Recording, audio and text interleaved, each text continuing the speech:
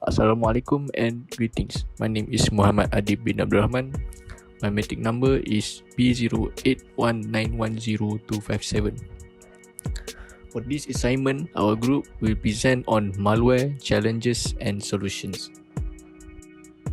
This is the list of Group 3 members. What is malware? Malware, sometimes known as malicious software, is a catch-all word for any malicious program or code that is destructive to computers. Malware is hostile, intrusive, and purposefully malicious software that aims to infiltrate, damage, or disable computers, computer systems, networks, tablets, and mobile devices by gaining partial control over their activities. Examples of malwares are virus, Trojan, worm, ransomware, and spyware. Hi, Assalamualaikum and greetings. My name is Syafiq bin Yaakob. My metric number B0819101006. Now I will explain about malware analysis. What is malware analysis? Malware analysis is basically the operation or process to determine the purpose and the characteristics of a malware. Each step is crucial and necessary as it is used to develop effective detection techniques for harmful codes. In a sense, the tools that were used for the malware analysis could be categorized into static and dynamic. Malware analysis are divided into a few techniques. Here show the three techniques. First is static analysis, second, dynamic analysis, and third, hybrid analysis. For static malware analysis, it basically does not require for the code to actually be executed. Instead, it examines the file for sign of malicious intent. Simply put, it could be useful as to identify malicious infrastructure, packages, and libraries. Technical indicators can be identified such as hashes, file names, string ads. For dynamic malware analysis, it executes the suspected malicious code in a few environments called as a sandbox. This system will enable security to watch the malware without the risk of infection to the system. Furthermore, this analysis provides deeper visibility to uncover the true nature of the malware. Lastly, for hybrid malware analysis, by combining basic and dynamic analysis techniques, this type of analysis provides the best of both method approaches. Prominently because of the fact that it could detect malicious code that is hiding. Ultimately, it could extract a lot more indicators of compromise and unseen code. Lastly, hybrid analysis can help detect unknown threats even if the threats are of the most advanced and sophisticated malware type.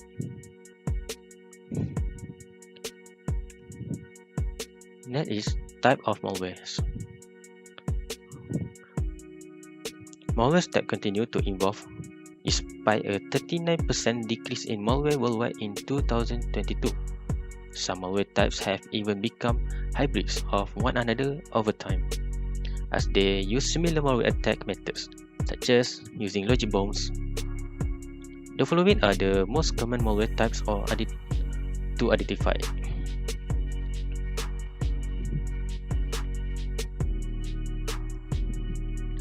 First is virus.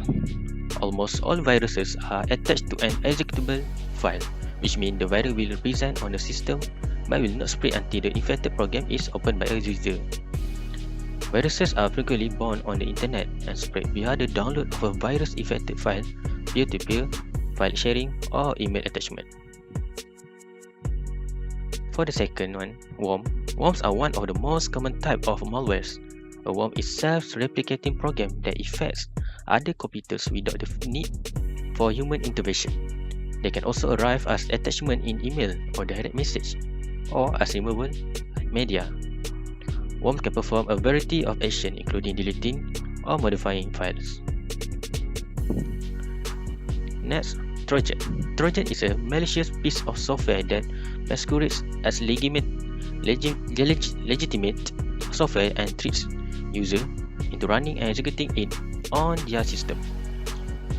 It can not only steal sensitive data from victims, but it can also grant cyber criminal access to your system. Trojan are used to gain access to your computer's financial and personal data.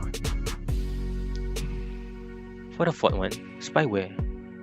It steals password and other sensitive data by secretly gathering private information about user activity such as internet usage and login keystroke via the key login process. And lastly is ransomware. Ransomware holds computer hostage and demands money. It locks up computer, threatens to destroy data, and demands a ransom of payment for the release of your data file or the ability to use your computer again. There are many other types of malwares, but it is a common malware type that happen in worldwide. The other type of malware is virus, adware, rootkits, malvertising, botnets, and this is the 10 types of malware that happen in the worldwide. Assalamualaikum and greetings. My name is Muhammad Hazim bin Mazlan. My matrix number is B08191049, and I will explain for the workings of malware.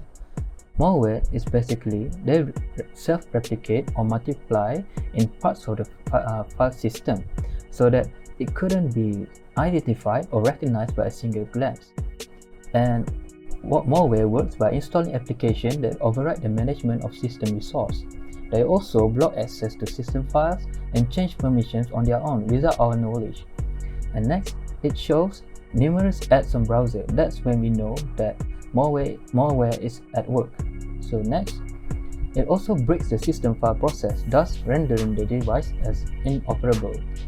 And occasionally, the workings of malware will cause the PC or the system to shut down. Next, we go to how malware spread.